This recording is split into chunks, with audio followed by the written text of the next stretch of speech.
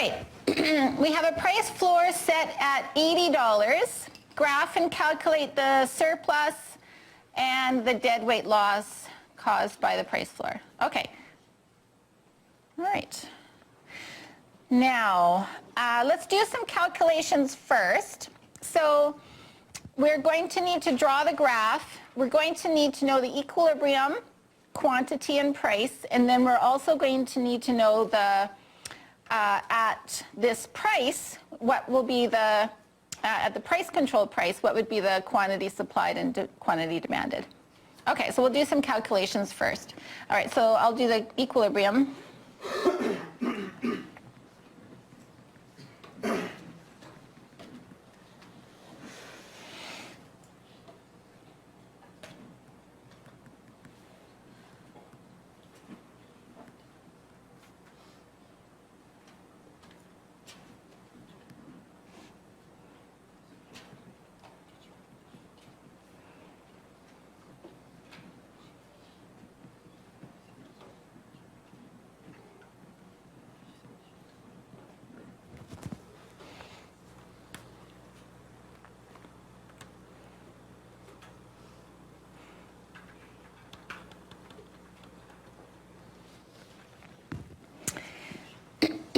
Okay, and then at $80, we need to know what's the quantity demanded and quantity supplied.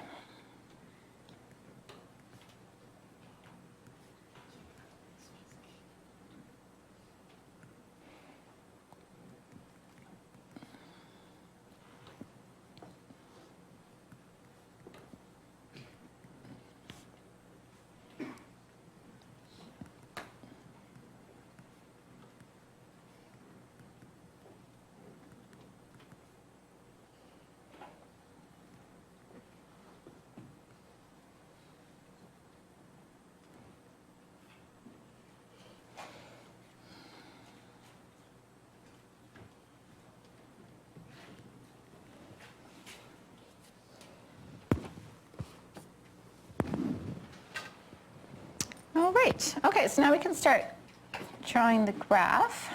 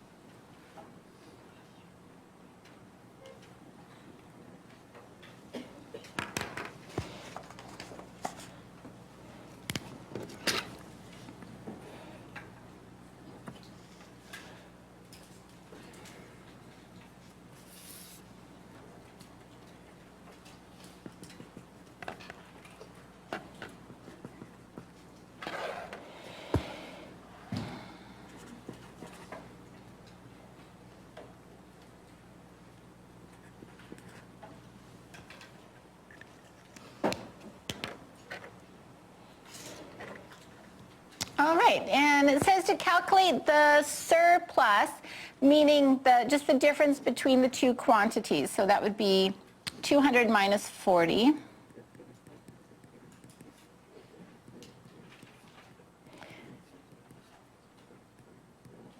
And then calculate the deadweight loss.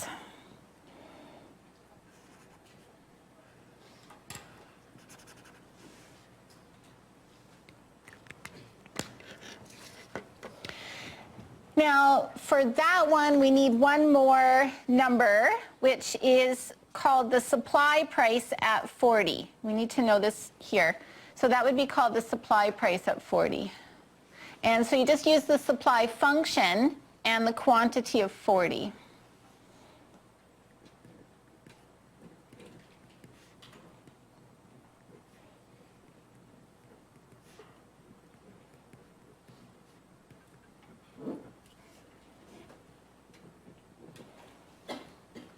Good. Okay, so now we can calculate the dead weight loss.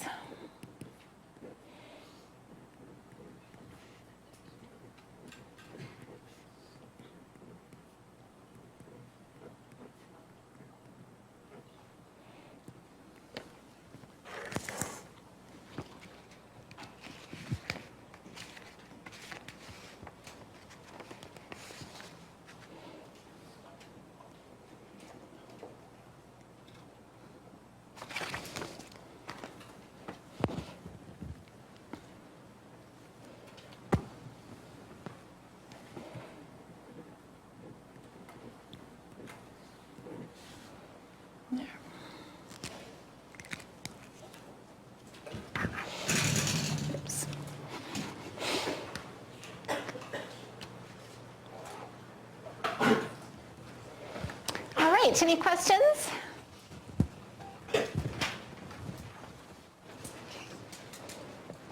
Okay, so the last type of government control is a quantity control. Now, sometimes, say for natural resources like fish, it would be necessary, right? We can't just let people go and catch as many fish as they want. So then it's necessary to have a quantity control. But the government will do it in other markets too where it's not necessary. And the reason why they would do it in other markets when it's not necessary is they have the same goal as they did with this price floor. They want to raise the price to help the sellers, but without causing the surplus. So what they do is they just control the quantity. They decrease the quantity. And by decreasing the quantity, it raises the price that the consumers are willing to pay. So consumers end up paying more, the sellers get paid more, but without the surplus because the sellers will have a control on the quantity that they are allowed to produce and sell. Okay, so this is what, say, the Canadian government did. European countries did it too.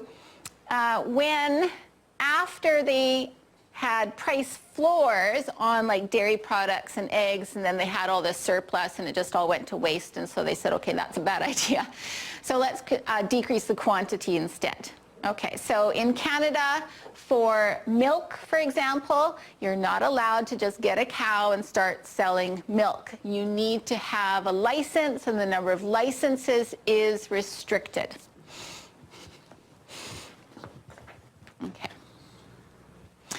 All right, so they do this again to help the seller. So the government, when this started for milk, for example, back in, I don't know, the 50s or 60s, they were trying to help the milk sellers make more money. That was the purpose of it. And it does, because it raises the price. Not good for the consumers, of course, though. We end up paying more for milk. So it makes the consumers worse off, but the sellers better off. Okay, so quotas, so it's called quotas. So quotas help producers at the expense of consumers, so meaning consumers become worse off.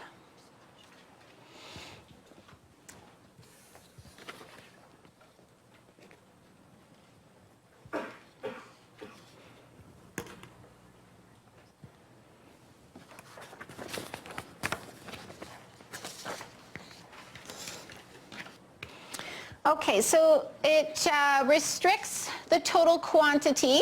So there's a limit, a quota limit.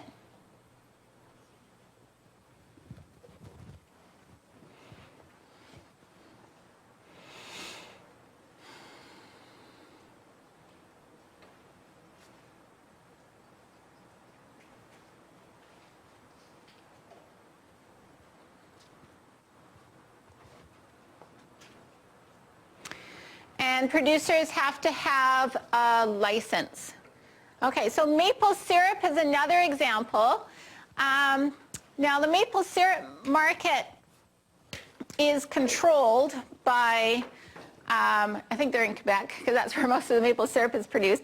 So there's a control board where they control the quantity of maple syrup that is for sale.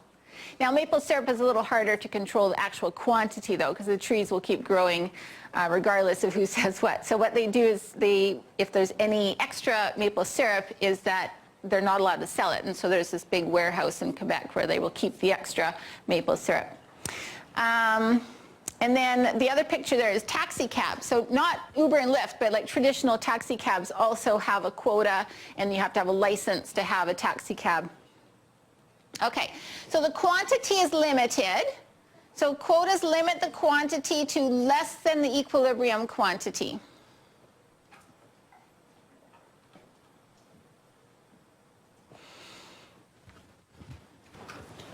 Okay. All right, so this would be drawn as a vertical line then to the left of the equilibrium quantity. And now the market is not in equilibrium anymore. Now with the price controls, the market was not in equilibrium because there were two different quantities. Quantity demanded and quantity supplied were not equal. But this will be more like a tax, where you've got a quantity that's the same for everybody, but you've got two different prices. Okay, so for the consumers, they will pay this price here, and we'll call that PC, just like we did in chapter 4 when we talked about the tax. So this is the consumer price or the demand price. Okay, and then for the producers, they will have a supply price or producer price down here. So that's the price from the supply curve. Okay, now with a tax, what had happened is the consumers would pay the PC price, and the sellers would have to then give the difference between PC and PP to the government, and then the sellers would only get to keep the PP price. But with a quota, no money goes to the government. So the consumers will pay the PC price, and the sellers will get to keep the PC price. Okay, so consumer price or demand price is here. That's what the consumers are willing to pay for that quantity. The sellers have the supply price here, which is the minimum they would have accepted. But they don't have to accept just that. They get to get paid the high price up here. Okay, so consumer price, producer price, or we can call them demand price and supply price.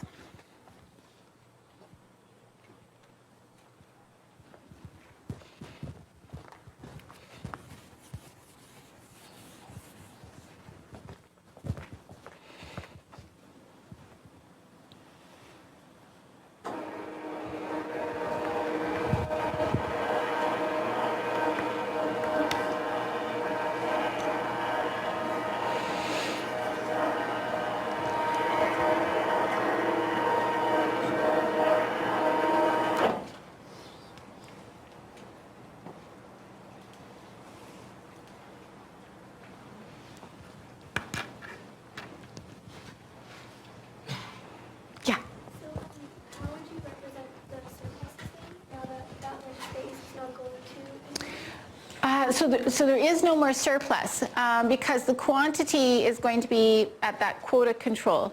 So that will be the quantity that the sellers produce, and that will be the quantity that the buyers are able to buy.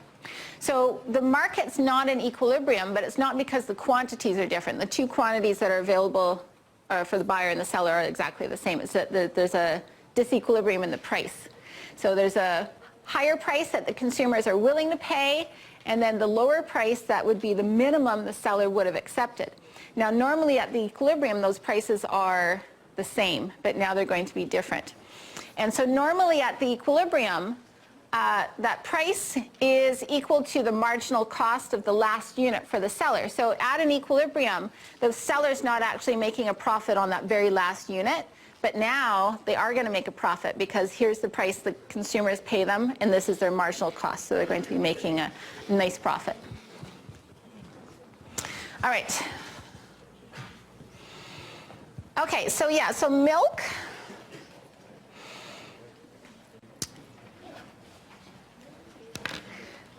My paternal grandfather, so my father's father, had a dairy farm. Just a small dairy farm though, and he had the dairy farm when the Canadian government first started the system, and so he had he was given these licenses.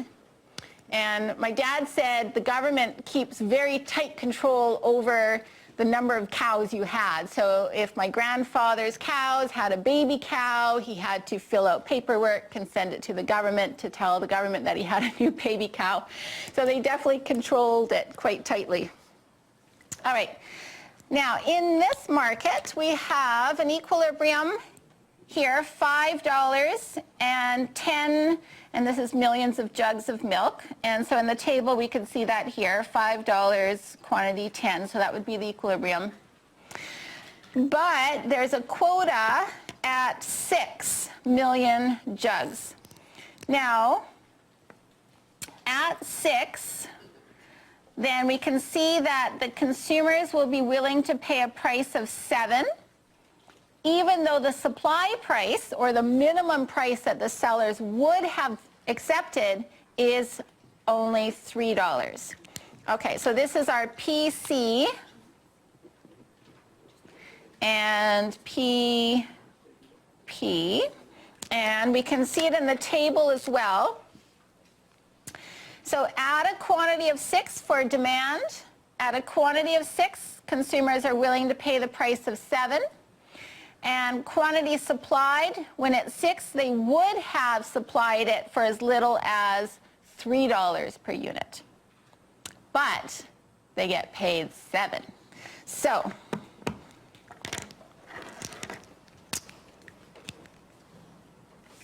producers will supply 6 million jugs for, they would supply it for $3 each, but consumers will pay $7 each.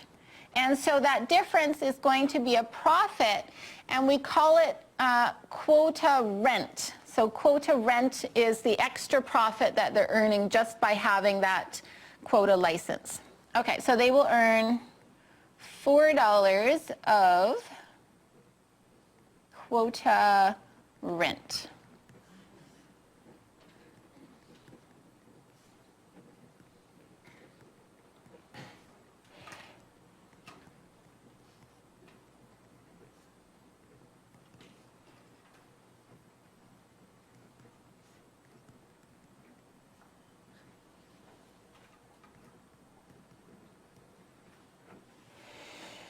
Oops.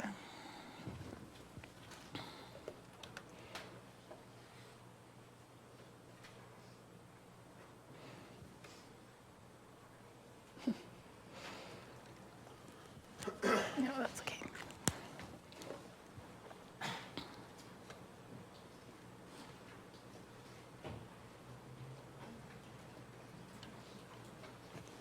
Okay. Now, just like everything else, it causes deadweight loss.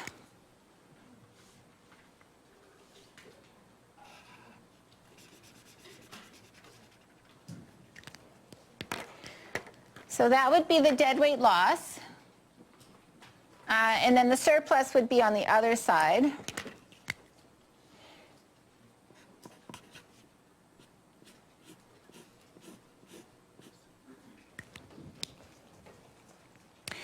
And it's deadweight loss for the same reason that it is with a tax or with price controls. What you have between, for these units here, between 6 and 10, is you have consumers who are willing to pay this price, which is a price that's high enough, more than high enough, to cover the marginal cost to the seller. So they would be willing to sell those units, but they're not allowed to. And this time it's just because they're simply not allowed to sell any more. The quantity is limited to 6. They're not allowed to sell any more. So again, it's missed opportunities. Even though there could be gains from trade and both the buyers and sellers would be better off by being able to buy and sell these extra units of milk, they're not allowed to. Okay. All right, so oh,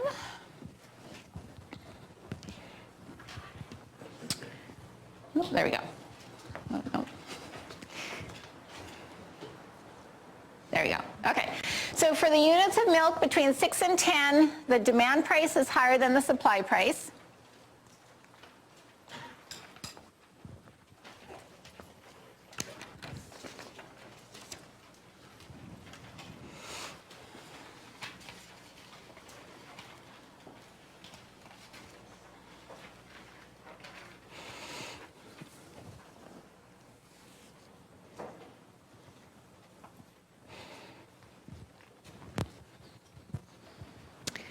So even though consumers have a willingness to pay that's greater than the marginal cost, and it's possible for them to buy and sell the units and both be better off, they're not allowed to. So the mutually beneficial exchanges are possible, but not allowed. Oh, and then we'll actually calculate the deadweight loss too.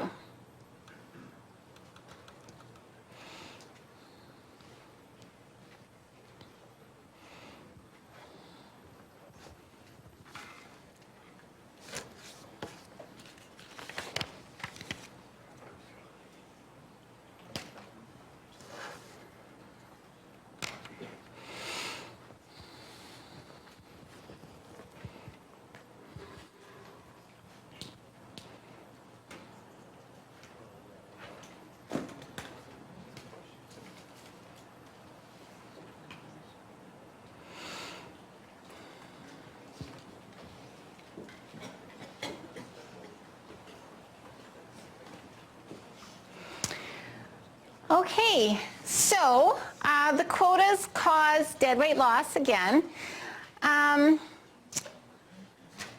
because Canadians would consume more milk if the price were lower, but the price isn't lower, and they're not allowed to consume more milk because they're not allowed to have more milk. So there is this board of people that decide, or they try to estimate every year, how much milk will Canadians want. But as you guys know, or might know, in the United States, it is not like that. So they don't have a quota system in the United States. They do instead have a lot more farm subsidies. And what would that do to the price? What do subsidies do to the price? Goes down. That's right, because the government is helping to pay for things, so it will push the price down. So if you go to the United States, dairy products are all cheaper. Milk is cheaper, cheese is cheaper.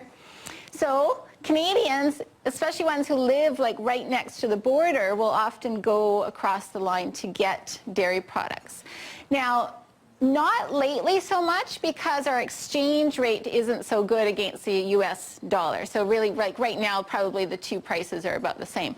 But when our Canadian dollar is strong compared to the US dollar, we get lots of things then in the United States, but especially milk, right? People will go across the line and get milk and cheese and try to bring it back.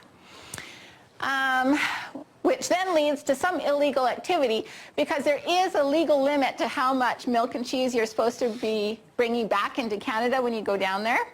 And so sometimes, of course, people will try to come back with more milk and cheese than they're supposed to. There was, usually it's not too serious, but there was one serious case I remember from several years ago when our exchange rate was really high, and somebody in Ontario, I think it was, had a pizza restaurant and wanted to get more mozzarella cheese. So we had a big truck, went to the US, got lots and lots of mozzarella cheese, and then tried to sneak across without declaring all the mozzarella cheese that was in the pack.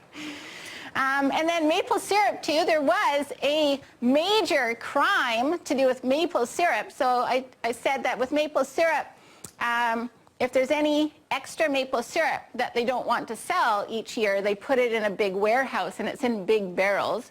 And you know how expensive it is, right? Like little bottles are like $20. So a barrel of maple syrup or a warehouse full of barrels of maple syrup has a lot of money in it. So what happened once, several years ago, is somebody went into the warehouse and emptied the maple syrup out of the barrels and then put water back in so that it wouldn't be too obvious what had happened.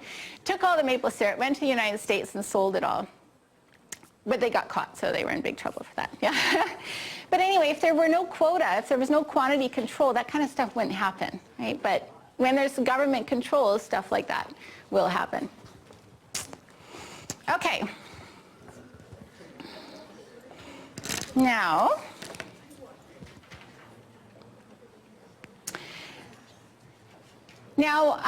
I just have a little bit here about why the government would keep the quotas. And the reason why the government keeps the quotas is because those quota licenses are worth a lot of money, right? So if you want to become a dairy farmer, you have to buy a license from somebody else who's, say, retiring. But it's worth a lot of money because it guarantees that you're going to make a good profit off of the production. And so if the government were to get rid of those licenses, say for milk, then the dairy farmers would need to be compensated for that. And they're worth a lot of money, and so it would cost the government a lot of money. And so in some European countries they have done that, but the Canadian government just isn't motivated enough to do that. Anyway, okay, exercise 2. Any questions? Okay, exercise 2. Now here we have a quota at 80. These are the same functions as the last exercise, though. So the equilibrium quantity we calculated already, I remember, was 100, and the price was 50. So that was in exercise 1. Okay, now with a quota, we need to calculate those two different prices. So the price that the consumers will be willing to pay, and the quota is at a quantity of 80.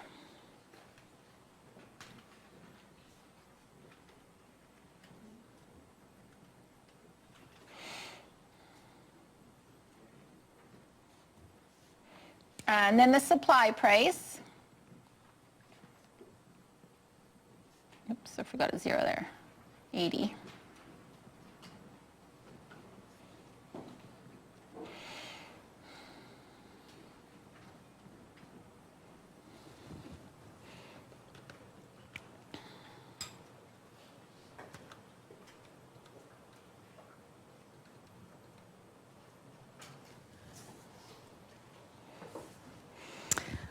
All right, now the quota rent per unit is just the difference between the two prices. So this is like the extra profit that they're making. So 60 minus 44.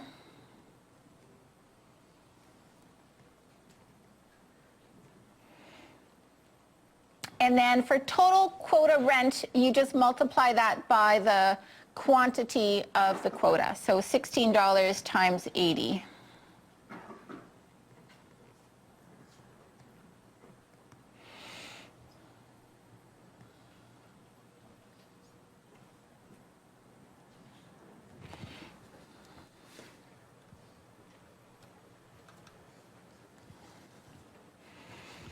Okay, so now we can draw the graph.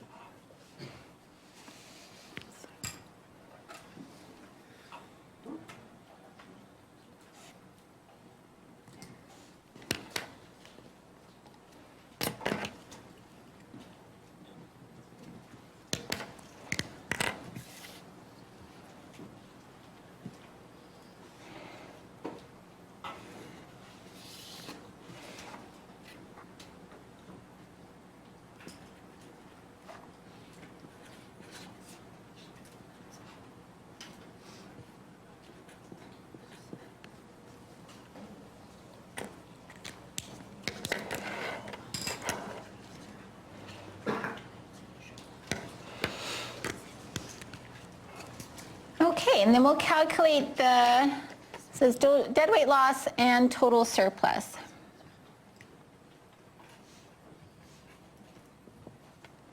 All right, so I'll do dead weight loss first.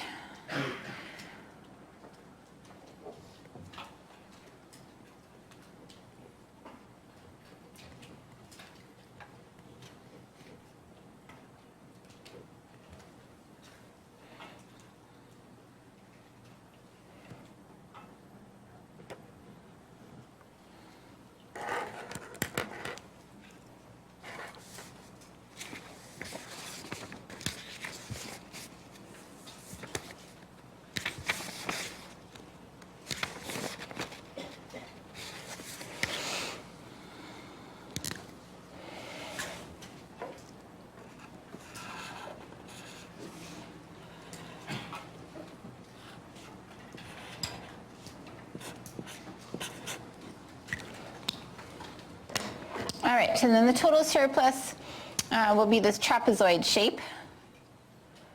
So I'll use the formula for a trapezoid. So height 1 is 80 plus height 2 is 16 times the width, which is 80,